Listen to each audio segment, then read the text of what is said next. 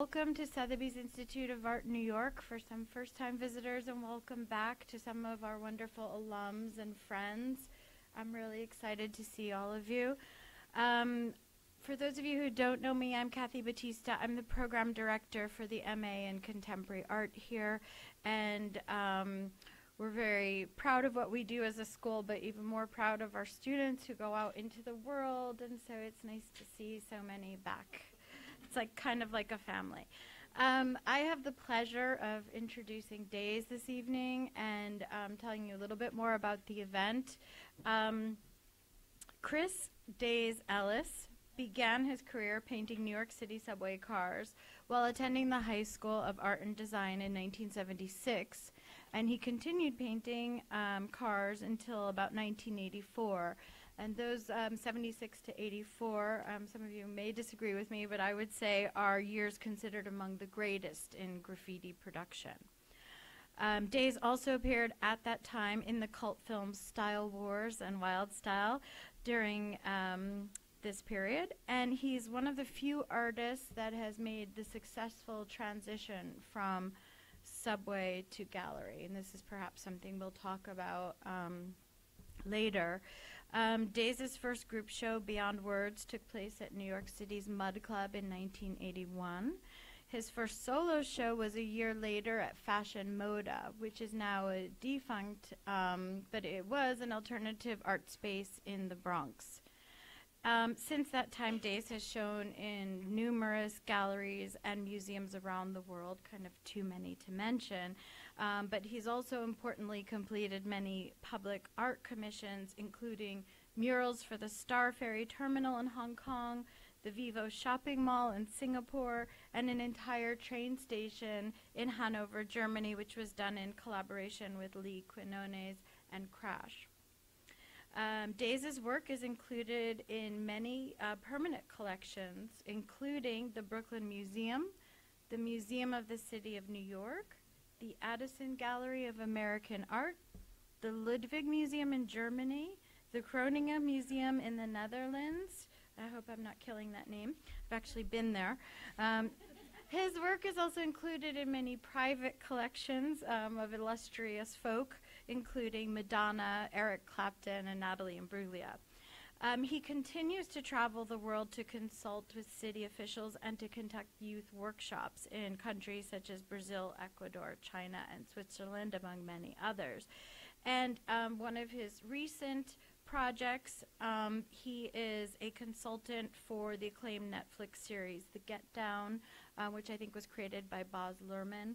So he's one of several luminaries from this formative period of hip-hop and street art and dancing, including Grandmaster Flash, Curtis Blow, Nas, and Crash, who are part of this team for The Get Down.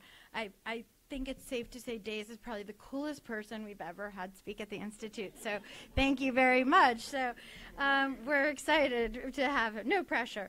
But I just want to say, as well as saying thank you to Daze for speaking, I want to say thank you to my colleagues here at the Institute who've done such an incredible job organizing everything.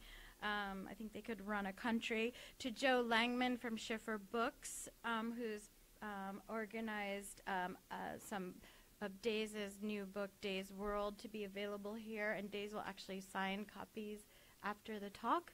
And also to my lovely and dear friend Mary Dynaberg, who introduced me to Daze. I was like super excited that she knew him, and of course she knows everybody, but it was like such a kind introduction, and it's what brought us all together, so thank you.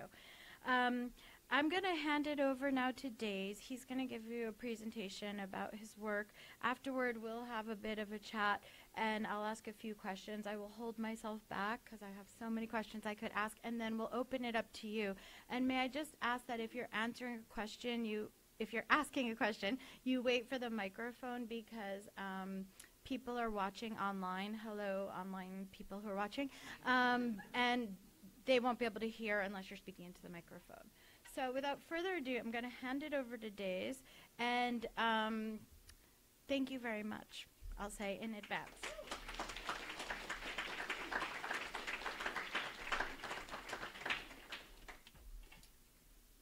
Okay, I guess, can you hear me? Yeah? Anyway, thank you all for. Just stand Yeah. next to it, talk now. Okay, that's better. Thank you all for coming this evening. It's a great turnout, and I really appreciate it. I'm going to talk a little bit about my career and how my early beginnings painting subways, and a little bit about the climate of New York and how it existed then, because to understand all of this, you kind of have to understand what New York City was like at that moment as well. And then I'm going to kind of segue and talk about how I evolved from that into my studio practice and what I'm doing now. So to kind of begin, I'm going to say that I started noticing graffiti on the subways in about 1973. And the climate in New York City was much different from what it is now. Now it's kind of, I mean, as a native New Yorker, it's kind of like a Disneyland compared to what it was then. New York was a place that was pretty much abandoned by the rest of the country, and fiscally, budgets were cut in half, and pretty much the rest of the country really didn't give a shit about what was happening here. And all of that was kind of great for creativity and to be put into this kind of melting pot of do-it-yourself culture. I began noticing graffiti on the subways, really signatures on the subways in about 1973. And I guess just like anyone else, I didn't really understand what it said or what it meant. I just kind of noticed it more and more and more. In the very, very beginning, I kind of thought that it had something to do with gang culture, because gangs were still prevalent in New York City, and I thought it was basically a territorial thing that was happening. But very slowly, I started to realize that there was something more to that than just gang culture. You know, there had to have been something more to that. And I think that, you know, I couldn't really establish who the identities were, but I realized that, you know, whoever was doing this had to be really devoted to it. And it was also something that instead of providing the answers, the more I saw it, the more questions I had about it. So it wasn't until about 1976, when I entered the High School of Art and Design, that I started to meet individuals that were actually going out and painting trains. And then some of the pieces of that puzzle started to come together. And then I realized that this isn't just random. This is like really premeditated, that people are thinking about this, that they're preparing for it, that, you know, they're going out and they're trying to develop something. And even for myself, I mean, you know, when I kind of did these things, you know, I didn't know if it was art, but at the same time, I knew it was creative somehow, that there was a creative engine that was behind it, that was driving people to continue to strive, to develop and to evolve, and, you know, and to continue to push the limits of what was happening. So it was through those individuals that I met in high school that I started to get a clearer picture of myself, and I knew that it was something that I wanted to be a part of as well. So this painting behind me, this was done in about 1979, and it's really kind of typical of the type of work that I did on the trains.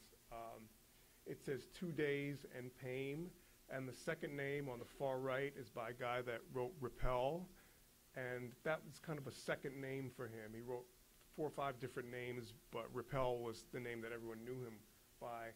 And it was just a two-person car. I like to kind of paint window downs below the window pieces, but I worked in collaboration with other people. And one of the things that this whole culture kind of taught me basically is how to collaborate with people and how to kind of improvise on something on the spot. You know, you come with your ideas, you develop it while it's happening, kind of like jazz music. You know, you develop things, and one guy does something, and you add to that whatever it is that he's doing. And I think that's what I sort of related to most, is maybe jazz music. And little did I know that those skills of improvisation and collaboration would be something that I would take with me for the rest of my life, and I'd learn to work with kids and try to encourage them to develop those skills as well. So this is another piece, again, with Rappel. It's on a Broadway local line, and it's a mechanical style piece. It's my name, and it's mechanical letters because the letters are kind of joined with these. It's very linear, and the letters are joined with things almost like, a little bit like machinery, in a way that every letter is connected by something else.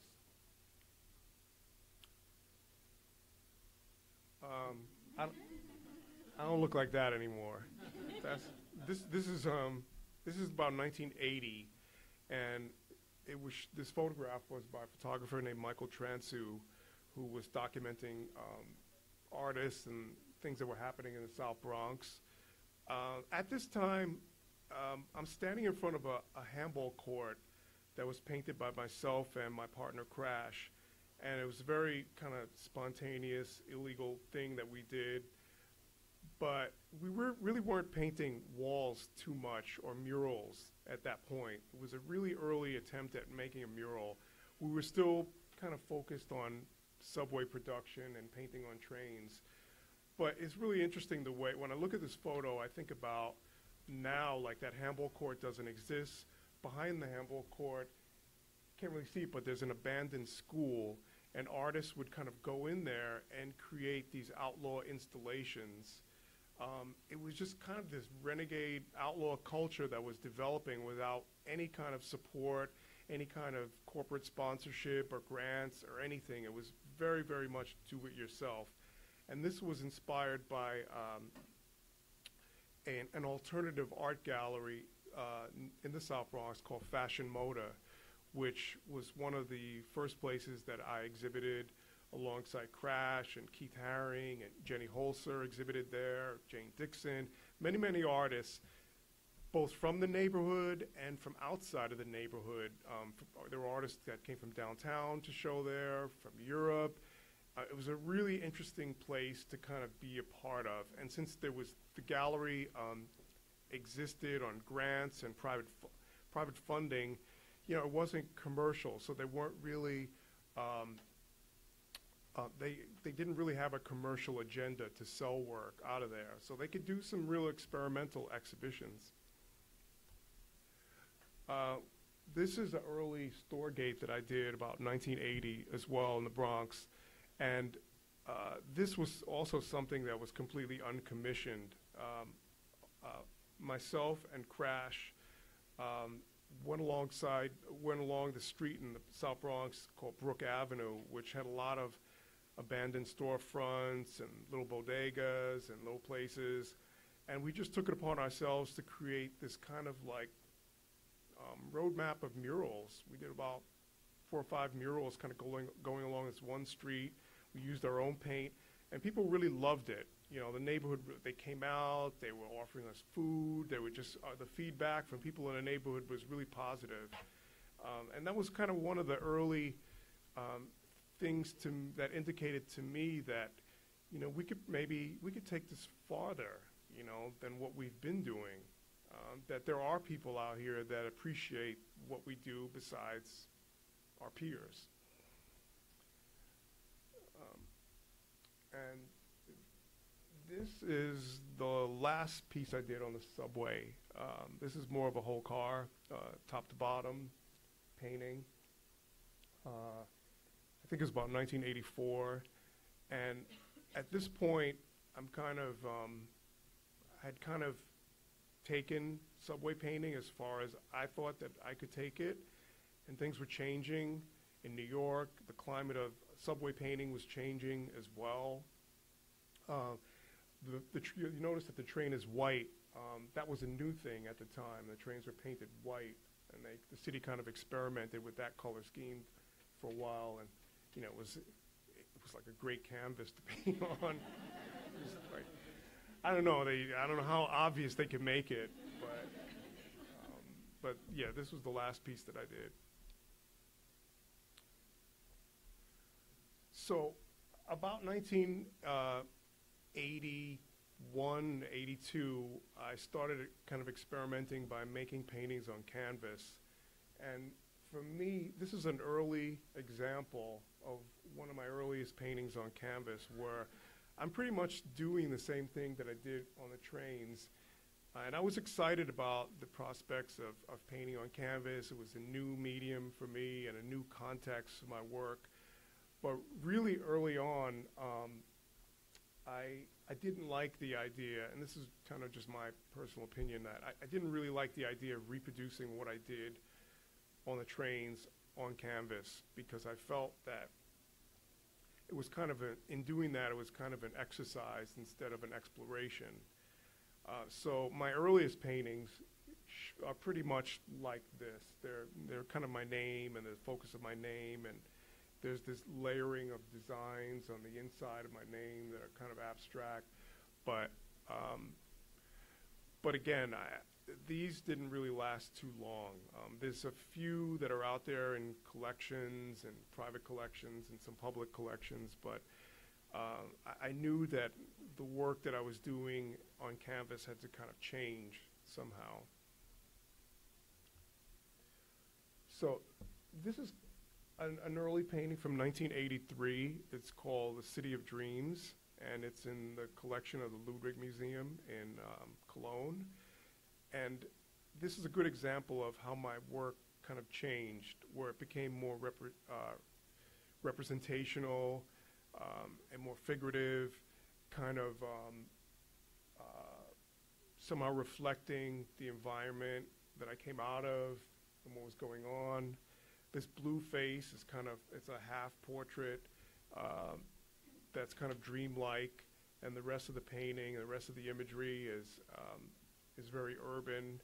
There's still kind of language in there and tags and signatures, but instead of like the tags being the focal point of everything the way it was on the subways, now the focal point is more about imagery. And this was really exciting for me because I felt that I could express myself deeper in doing that. This is yeah, I don't look like that anyway.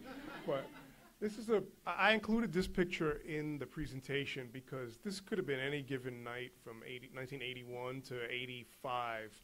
This photograph was taken at the Roxy, which was a big meeting point for people from all different cultures. And I say how important the club scene in New York City was to all of this. You know, I don't really go to clubs anymore. I don't know what it's like now, but like, you know, then the clubs were not just a place where you'd go, hang out, dance, listen to music. Artists would like really gather and they trade information. It was a really important kind of social thing for artists to kind of meet from different worlds.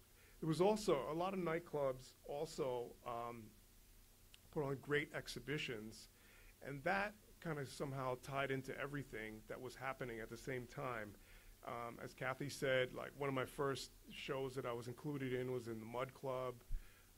Keith Haring worked there, and he allowed us to curate a really early show there called Beyond Words, which the lineup for that show was incredible. It was, when you look back at it now, I mean, I was in it, Futura, Crash, Lady Pink, but also Iggy Pop and Jean-Michel Basquiat and Keith. There's so many people, you know, that were in that show that kind of represented New York at that moment. So anyway, I just wanted to kind of include this to show the context. This is a painting I did called The Cotton Club, Part 2. I was always kind of influenced or saw this affinity with jazz, as I mentioned earlier, and I was really inspired by what was happening. So I started to kind of make work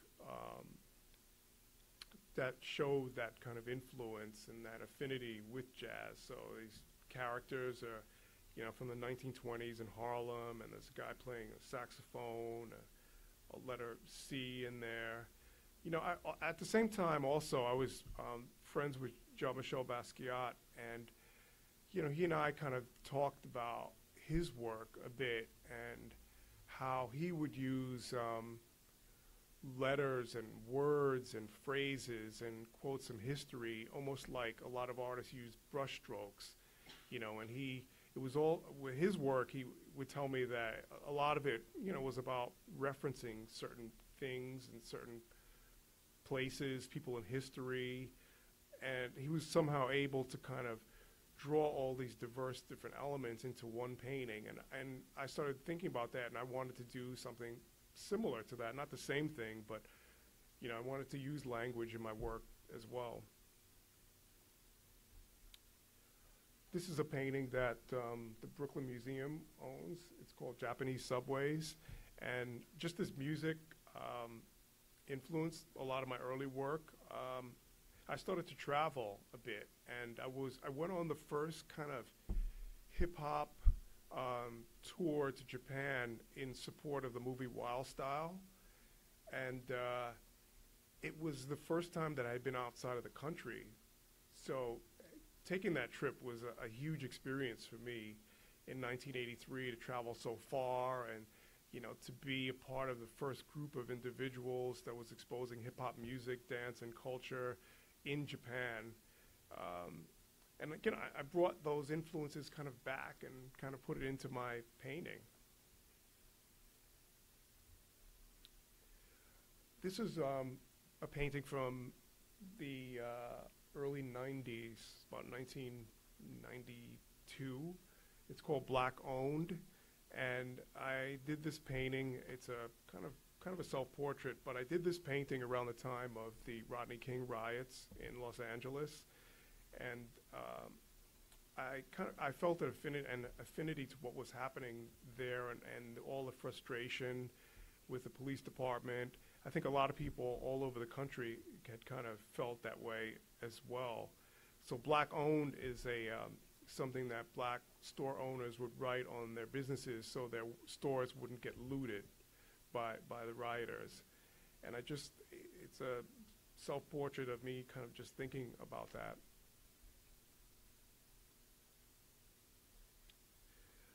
Now, most of my paintings were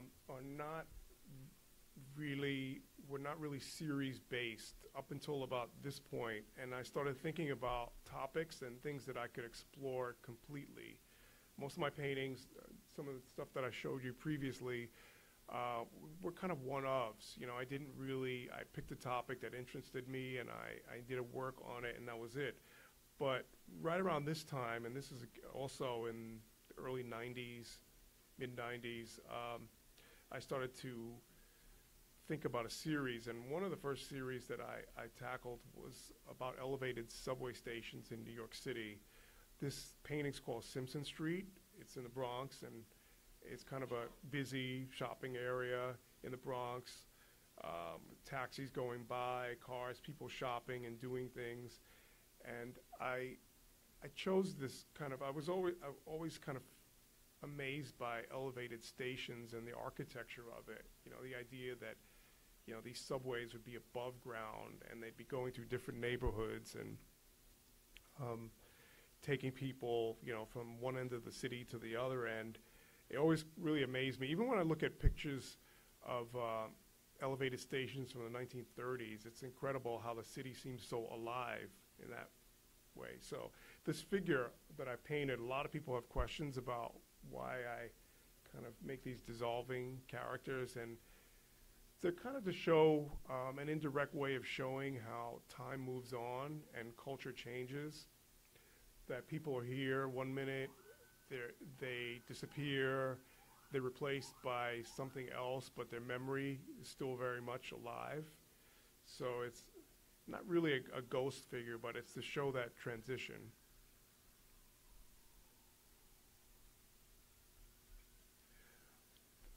This is another elevated subway station painting called Queensboro Plaza. It's a little bit of a memorial in a way. I've the outside of the painting, there's signatures that are really hard to kind of decipher, but they're there. And they're signatures of graffiti writers that I knew in Queens specifically. There's a Fuzz One tag who was really important. There's a Don One tag. There's Dean, but they're kind of like tangled. So I want them to be there, but I don't want them to be obvious. And I was always really interested in the way at Queensboro Plaza, the way the tracks would separate, and then one part of the tracks would go into Manhattan under the river underground, and another part would go off in another direction.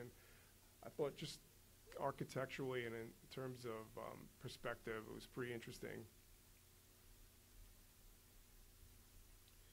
This is also from the elevated subway station series.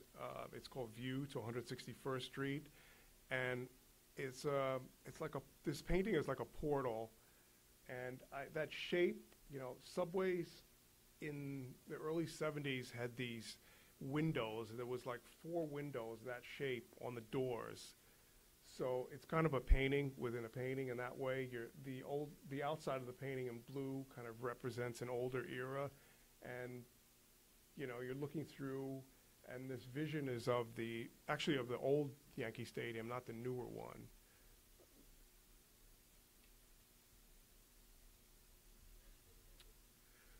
This is another series. This painting is called the Pier, and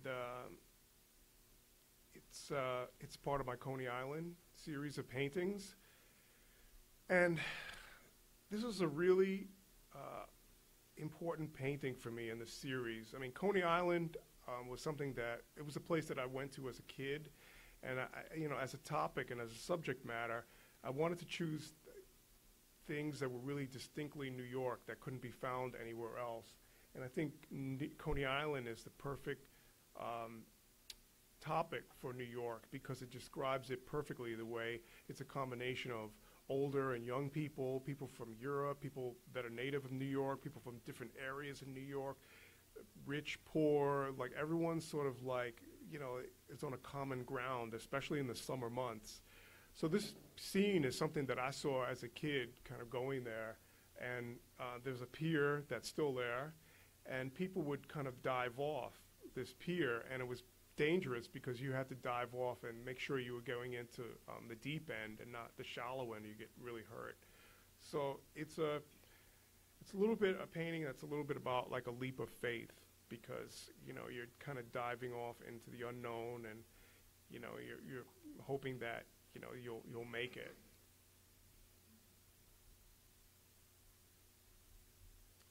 This is another Coney Island painting. It's called a Cyclone. And a lot of people look at this painting and they kind of identify with the woman on the roller coaster there. It's kind of funny, but it's a scene that could be any day. It could be now, or it could be 20 years from, you know, ago. It's just people kind of online waiting to get on the ride, excited about getting on the ride and anticipating that first drop.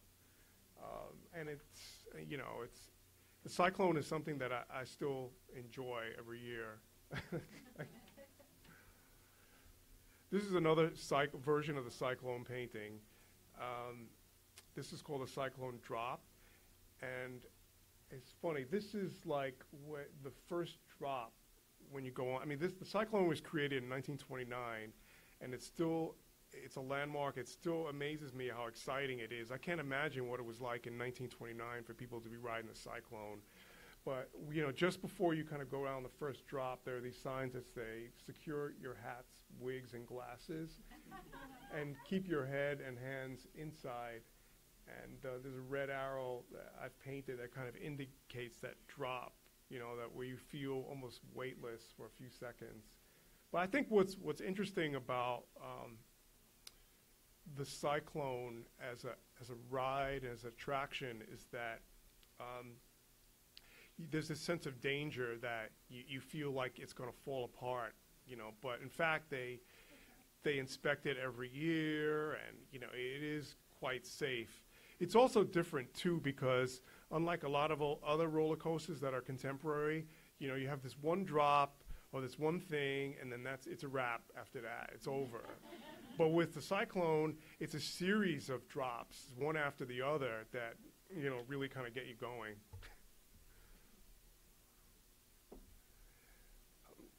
This is a more current painting. It's called Watery Grave, and I was thinking about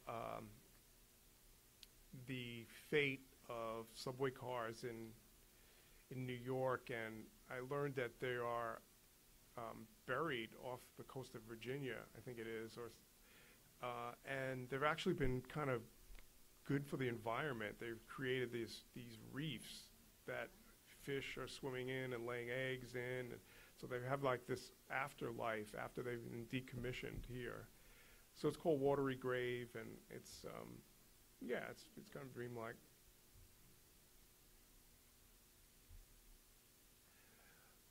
This painting is called Crossroads, and it's in a collection of Yale University.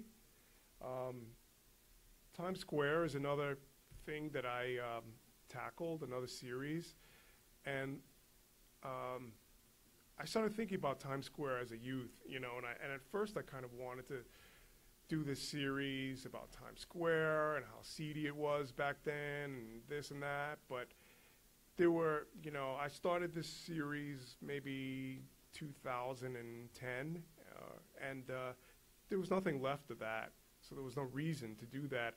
And in terms of painting, there weren't a lot of paintings that I've seen there of Times Square, not many. So I started to think about the perspective of a tourist and what they think about Times Square. And, you go there at any given moment, it's hard to find someone that's actually from New York in Times Square. It's mostly tourists, and they're really amazed by it. And, I kind of came about this series through photography and not painting. So I started to think about photographers like William Klein, and movies like Taxi Driver, and movies by, and how this kind of grittiness was portrayed, and how this, how they sort of dealt with the in the sort of sensory overload of images and advertising and neon and all that kind of coming at you. And so I kind of started thinking about that, and then this series kind of came together. So this painting is called Crossroads, and it's a cross-shaped painting that sort of shows that, Times Square on a rainy day and the reflections. This is another Times Square painting. It's called Masquerade, Portrait of W.H. The guy in the foreground of the painting, the focal point, is a friend of mine, a guy that I've known for many years. He's semi-homeless, meaning that he doesn't have a real home of his own. He has someplace to go, but he has to be out on the streets all day long, and then he can kind of go back to that place at night. But this guy, even though he's homeless, he still manages, he doesn't let that define him. His name's Wendell Headley, and he is an artist, and that's what defines him. So he would take clothes that people would give him, and he had a sewing machine where he was staying, and he would reconfigure his clothes and make his own outfits out of the clothes. So I started thinking about him in comparison to, like, the Naked Cowboy, or like Batman, or these other people that are adopting these personalities to make money. He doesn't really have a cup out. If people want to give him donations because they appreciate the way he's dressed and they can see his creativity in that, fine. But he's never one to kind of bother people or ask for money. You kind of have to go up to him and offer it. But I drew him, he made this sort of like elaborate headdress out of like shirts and kind of rags that people had given him. And he made this kind of skirt that was cut up of, again, of like clothing that was donated. So this guy, really amazed me. He continues to amaze me. And he's in Times Square, but sometimes he's in Washington Square Park or Union Square. He's out there more, obviously, in the warmer months.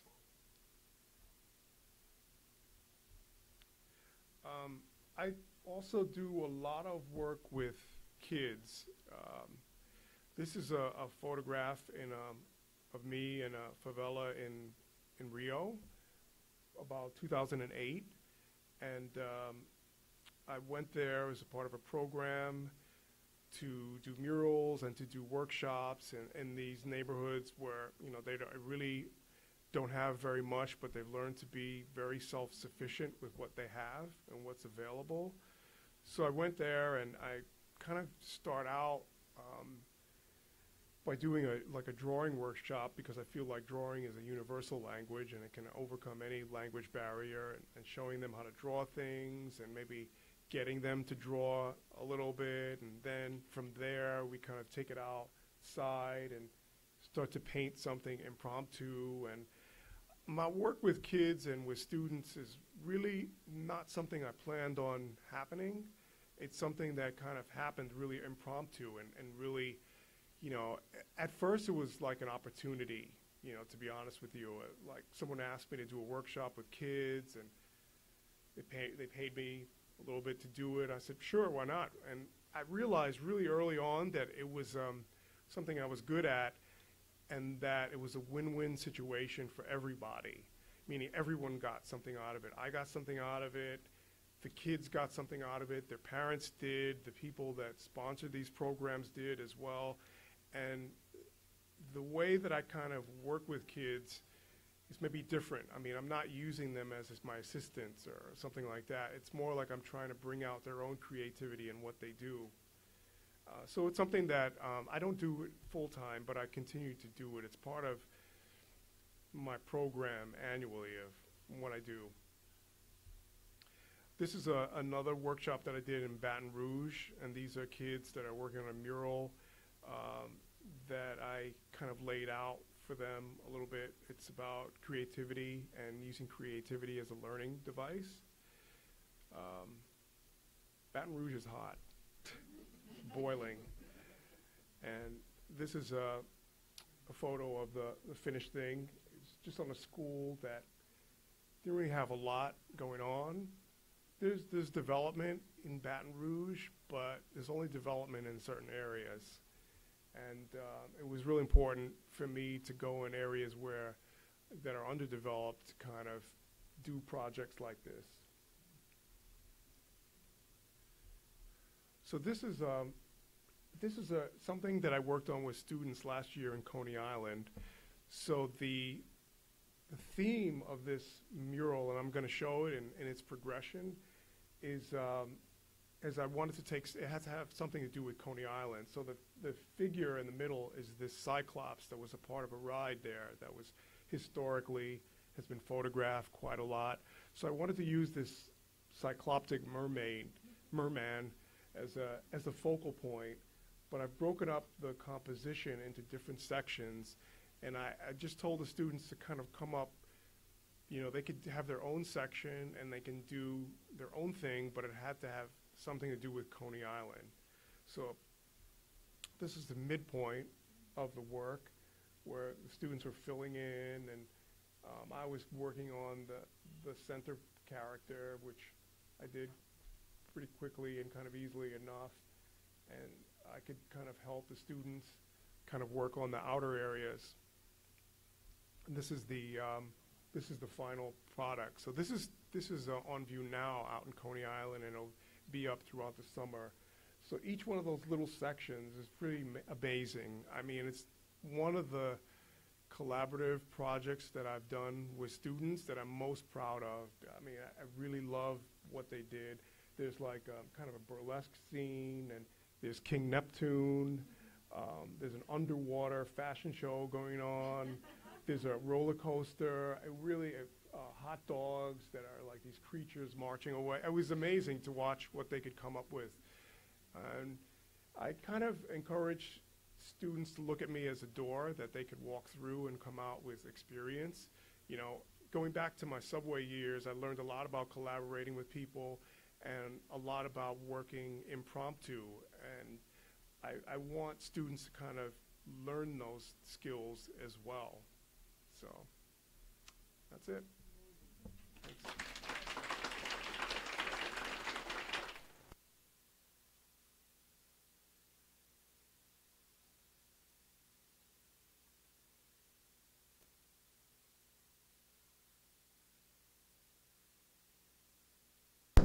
Thanks. Oh, do I fold this? Okay.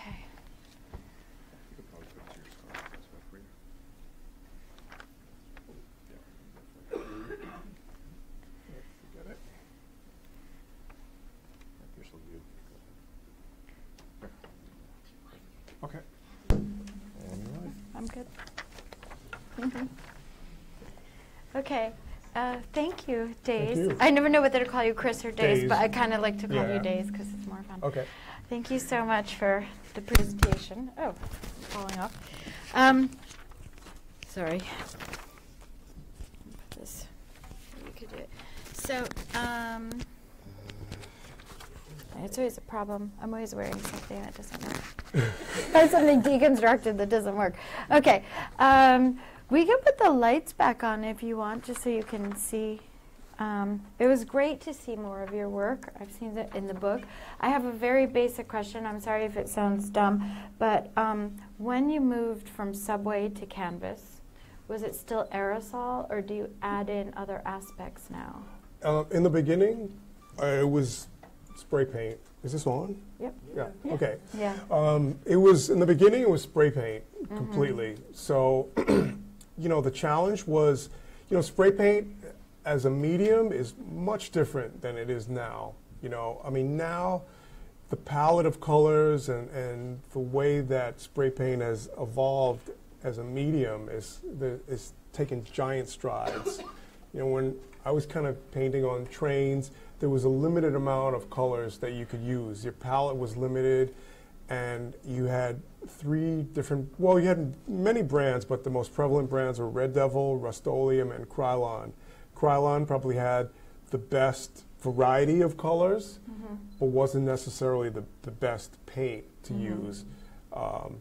Red Devil and Rust-Oleum were more, I want to say, almost like industrial in that they really held on, but the palette was smaller. So you had to kind of work with these variables. So in the beginning, I was trying to kind of adapt that to canvas.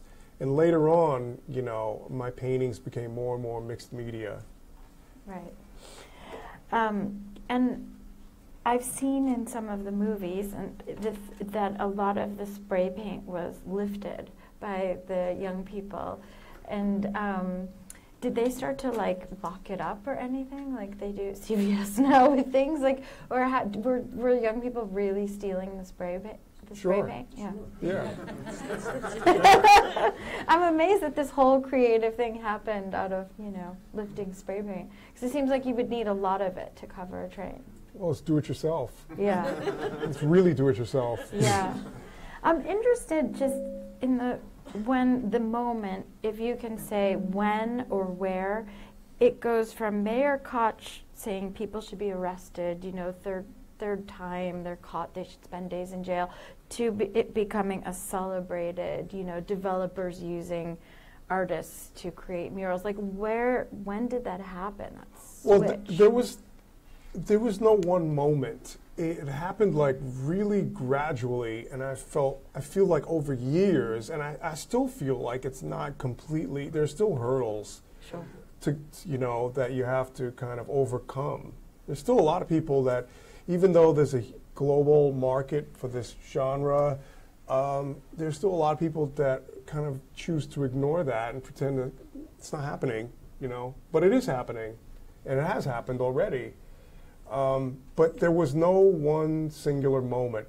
There was the initial kind of interest and boom in the early 80s till about 85. 85, it was like somebody turned on the lights and the party was over in the States. However, in Europe, the interest continued, and because of the way that they viewed art, it was completely, they had a different viewpoint. I feel like a lot of people here kind of look at art as a commercial thing, vehicle, and that's how it's measured, by dollars and cents, and we can use art to sell something. There, it was completely different. It was like art is a part of everyone's life, not the privileged or underprivileged, but everyone's life, and people grow up with that. So they look at art, for art's sake, for lack of a better phrase. So when the rug was kind of pulled out here, there was still this support and encouragement going on in Europe, and that became the focal point up until like maybe the mid-90s, and I think people here started to kind of come full circle and started to consider it more.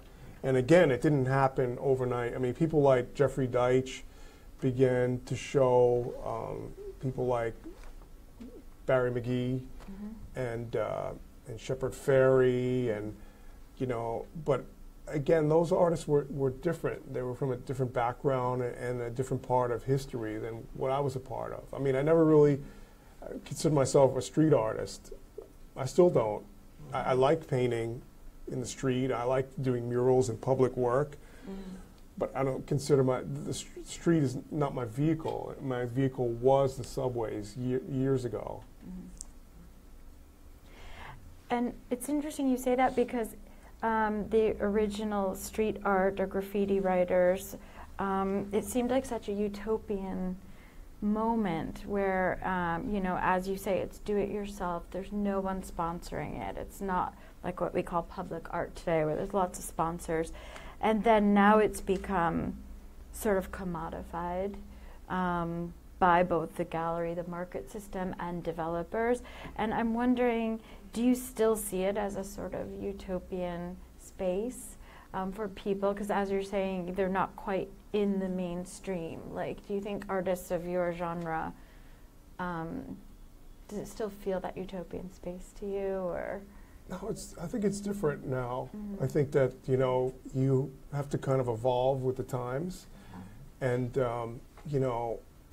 I think whether it's art or music, a lot of what was going on, a lot of your fame or notoriety was really based on word of mouth. You're developing a reputation, and it's people talking about you. And now I think people want that kind of fame and notoriety right away without really working for it or developing their craft for too long, When you start to think about like the early hip hop scene or the early punk rock scene, that was all word of mouth too, and people distributed flyers. That's how you knew about what was going on, through flyers. Same thing, and the scene was it was definitely smaller, but it was, something that was growing. I was going to ask you about hip-hop, breakdancing, and street art, because it seems like this sort of trifecta of amazing genres that came up at the same time. And it seems like you're still friends with people that span those different disciplines. And I mean, how much, because I know you were influenced by other kinds of music, like jazz and punk, and but how much was the dancing, the hip-hop, and the street art really connected? Like, were you all hanging out in the same places? No. No, not really. I grew up knowing people that did that. Obviously, I knew that, and I went to those things. But when you talk about subway painting, that's a world within itself. I mean, it's not an exaggeration for me to say that was my whole life at that given moment. That's all I was thinking about. And you sacrifice having maybe a normal teenage childhood for that, because that's all you're thinking about. Yeah. So with that in mind, you're not really thinking about all this other stuff. And were your parents supportive, or were they afraid you'd get arrested? I don't think they really knew what was going on. Oh, okay. I guess parenting has changed a lot. Yeah, I don't think so. Yeah. You have children now. Can you imagine, when I was younger, our parents would throw us out. We were in the city, but we'd go out all day and they wouldn't know where we were. Yeah. No, I don't think they knew what was going on. But, at the same time, they would see me, drawing all the time. So they knew I was doing, something good. But they definitely didn't understand. They still don't understand it. My parents don't understand what I do either. No, I know you were interested in comics and different sort of genres of popular art. And is that still feeding into your work now, or? Well, you know, that comics have definitely changed, but they were a really big part of my life. You know, it's like they were my art school for a while. You know, comic books, and you know, if I walk into like a comic book store now, it's hard to kind of find something that I'm really interested in it because the way the industry has changed. You know, I mean, I tend to look at comics that were done in the 70s because it was like one guy drawing, one guy inking, a guy that did the lettering, a guy that wrote the story, and they all came together. And now, you know, it's definitely, it's much different. So, you know, I can't say that comic books are a big influence on me now. They were.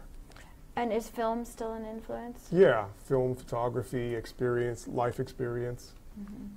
I was interested in what you were talking about in your talk about collaboration, because you collaborated with so many greats, and so many of them have sadly not lived.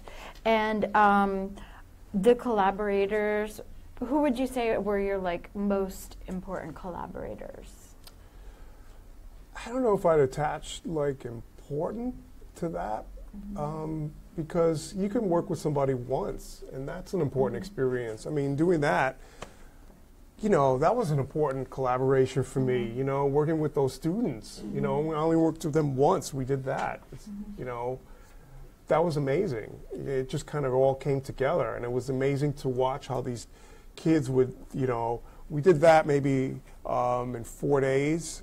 So, you know, watching them show up every day and kind of watching their whole thing kind of transform was amazing.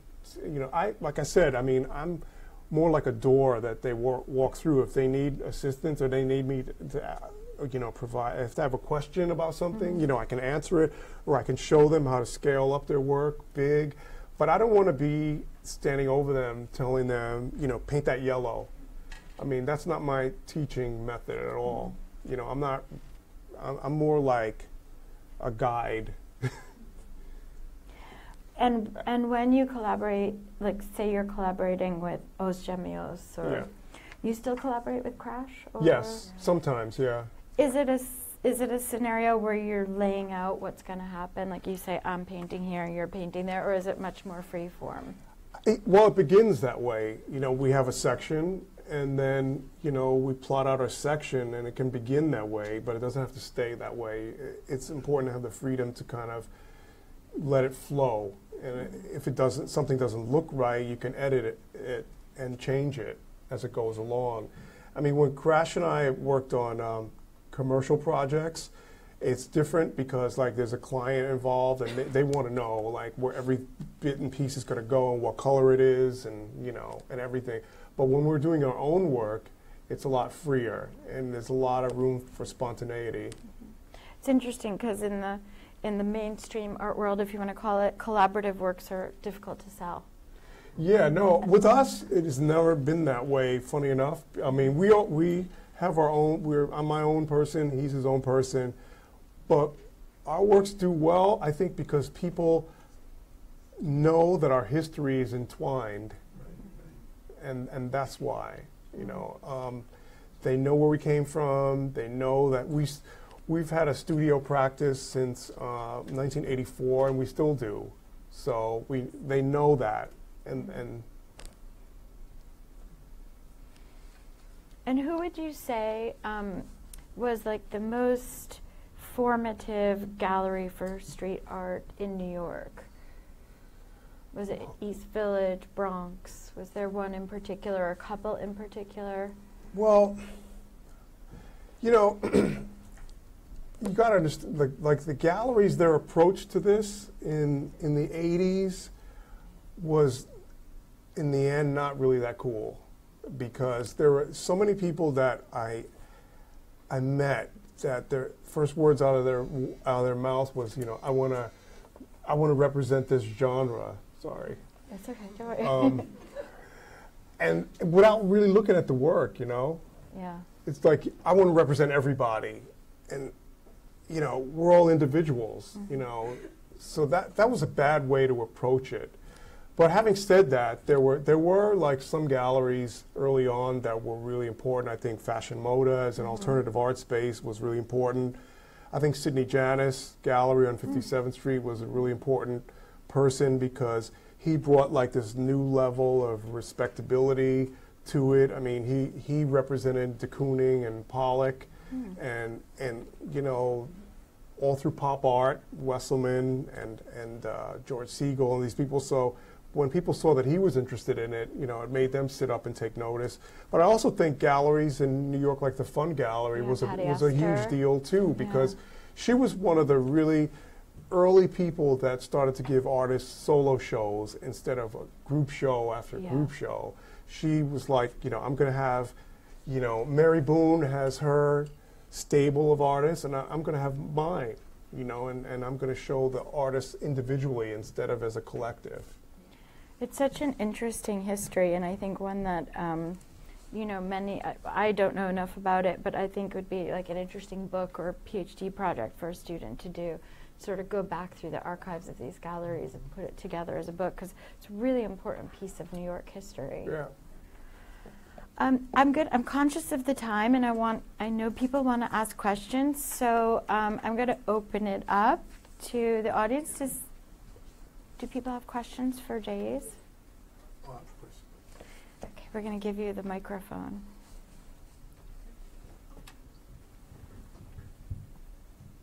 Hi, Dave. Hey.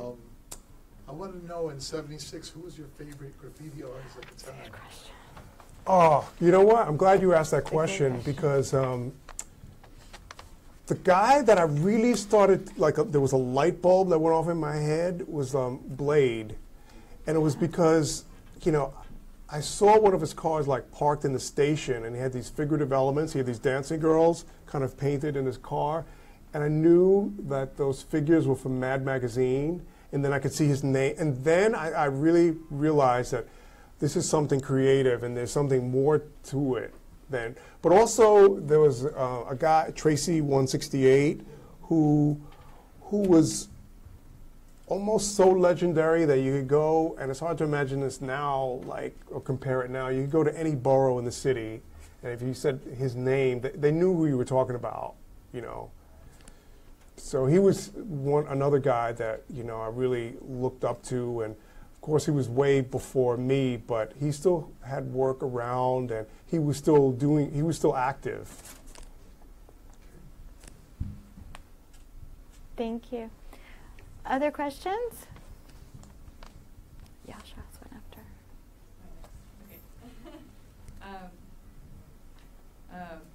I was just wondering, a lot of, whenever you first began and you were working on streetcars, and that's kind of, I guess, more of the street art side of your beginning, but I noticed that a lot of graffiti artists, street artists, is that they'll kind of, their artworks will get whitewashed very quickly.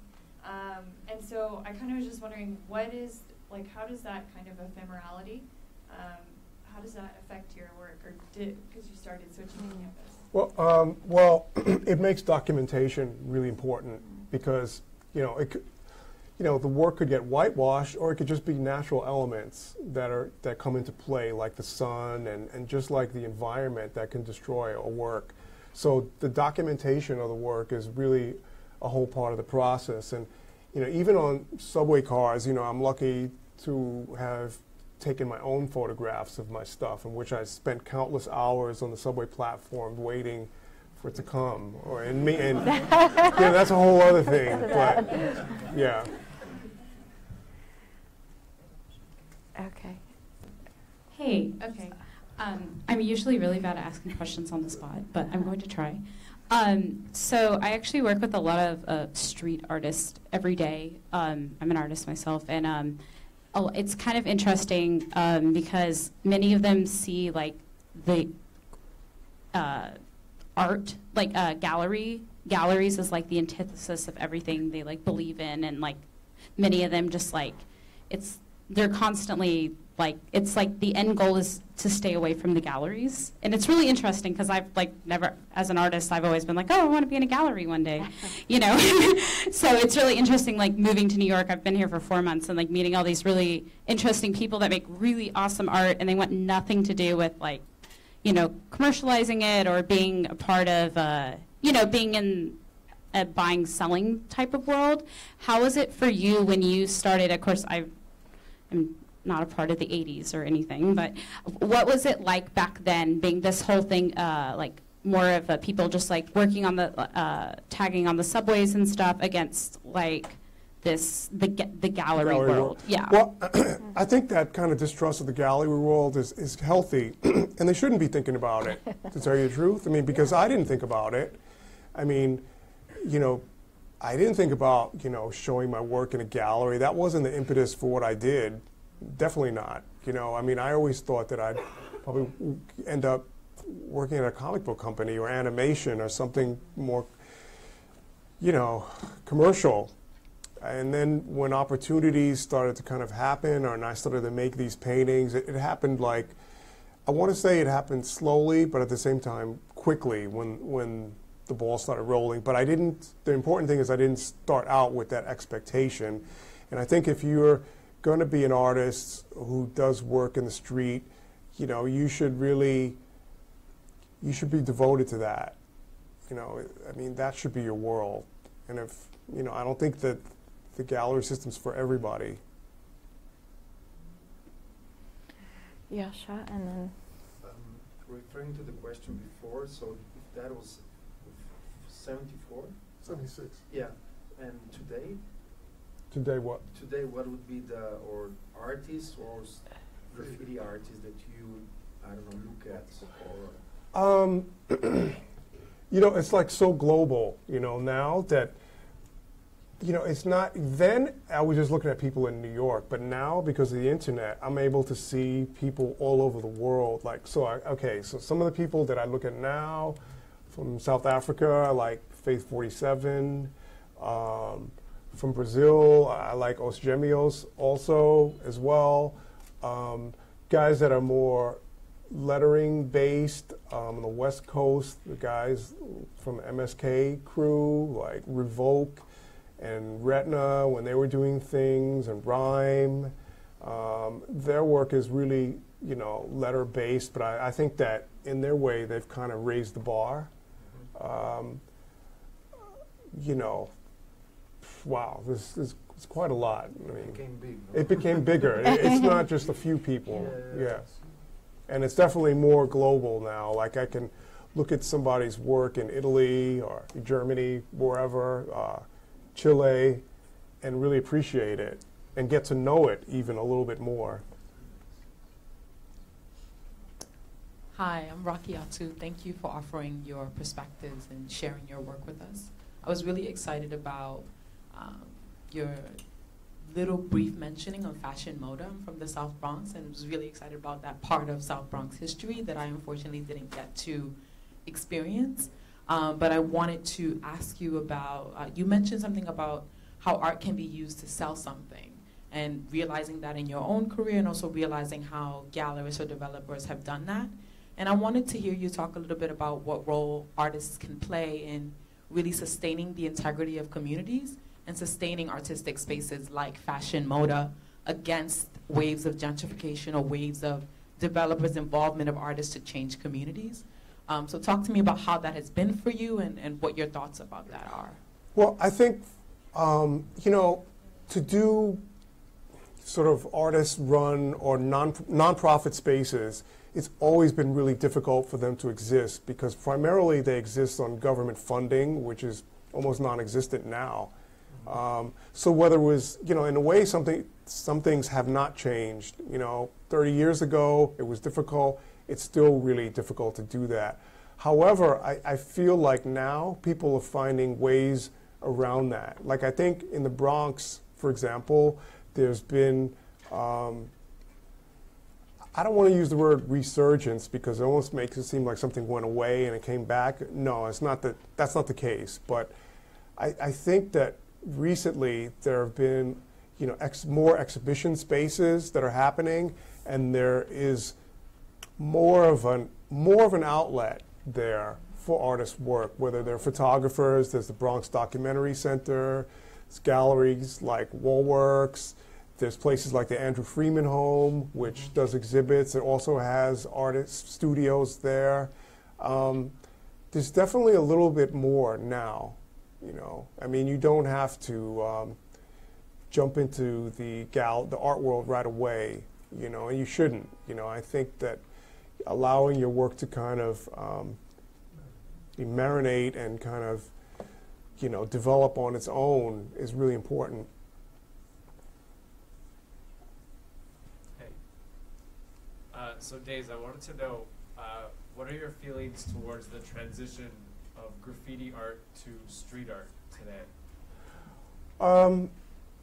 Well, I think that a lot of street artists have the benefit from looking at what we did and sort of some of the things that, you know, went wrong, maybe some of the mistakes that were made, and also some of the, you know, some of the things that came out of that. So they, you know, they have an example, they have a playbook to go by a little bit. But I think at the same time, a lot of the street artists that I know and admire, you know, they don't want to, they're not striving to be like a guy from 1979, 1980, whatever. They're trying to do their own thing and you know, and express themselves in their own way, you know. And I see work, you know, just in scale, that's amazing, you know, just getting bigger and bigger, or doing more ambitious projects, or going places. You know, what's exciting about street art to me now is seeing it not in the context of like some major urban city, but going to places that where they don't have street art or something, you know, or where they have very little of it, or seeing it in a context of, you know, someplace completely different. Does that answer your question? Yeah. Okay. Hi, I'm Vivian. Thanks for your sharing your experience. I have a question about, because in Barcelona, I've seen like some graffiti artists, street artists, residential like program, and we also last semester we went to Miami and we saw Wynwood. So we in our generation we have seen many innovation about like graffiti, like collaborate with the, I would say like real estate company or some like this area society. So I really want to ask your opinion about the future of the graffiti and for young generations.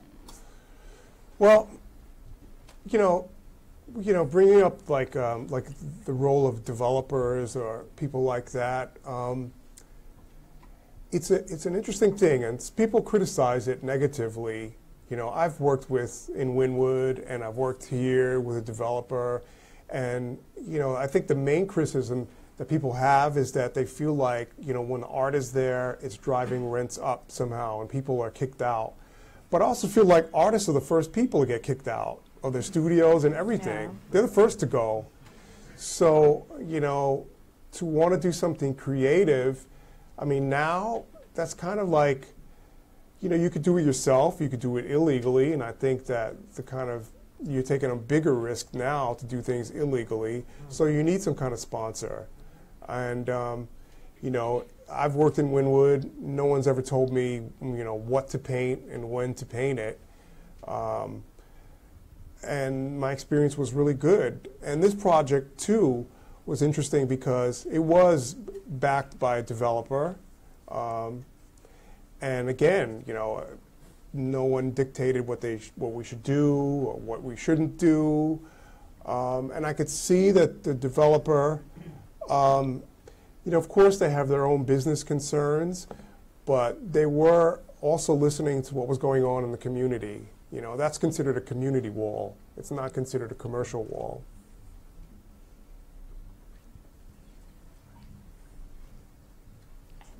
Hi, Daze. I'm Emily, I'm French. My good friend actually documented, he directed a documentary about artists painting sky-high murals all over the world. So is this something that you did or are you interested in, or what are your thoughts?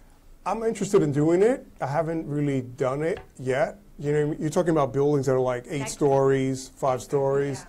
Yeah, I'm interested in... It's like a very large train in France I'm and interested in other countries. In doing it. I haven't done it yet myself.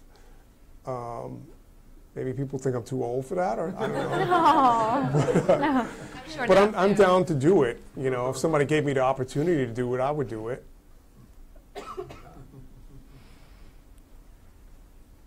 I think we have time for like one more question. You have a question?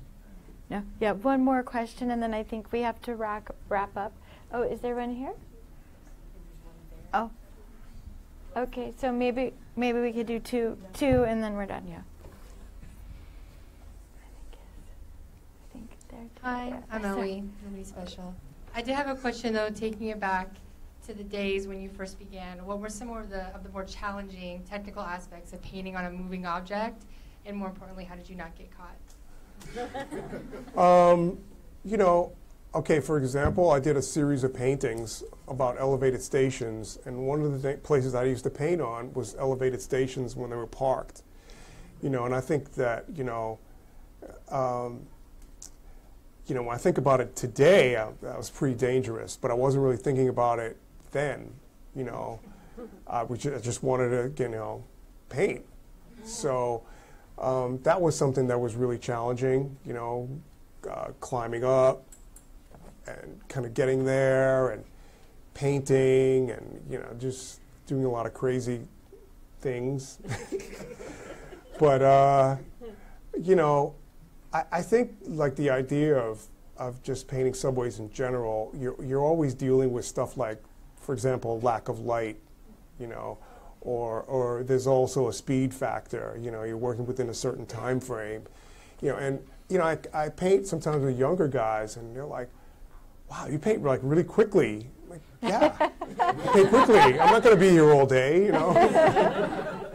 So that's like a big difference in terms of the age gap. You know, like somebody from my generation or Nick's generation, they're painting. They want to get it done. You know, they want to be coming back and looking at it for a while, and you know, spending days and weeks. No, I mean.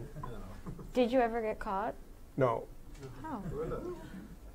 It's pretty amazing. Was there another question? Sorry. Or? Yeah. Okay, so this is our last question. Sorry, I'm a French people, so my English is not very excellent. So when you answered the question about what was your favorite actual artist, I was surprised when you mentioned mainly street artists. I don't hear a lot of, you know, graffiti writer in the list you named, Fate and etc. They are big, great street artists. Do you think actually on the market right now, the graffiti writer are under-evaluated in comparison of street art? Yes. Yeah, I think so. I think that not all street art, but I think that it's easier to digest for people that are not in tune. Whereas I think letter-based art is more difficult for people to figure out because it's like learning a language for them in general, you know, and it's like you're trying to become fluent in a language, and people get frustrated with that. There is a market, but I think it's under-evaluated for sure. Yeah. Thank you for all your questions. And I just want to say thank you again, Daze, for coming and giving such a great talk and for answering all of our questions. Thanks. Thank you.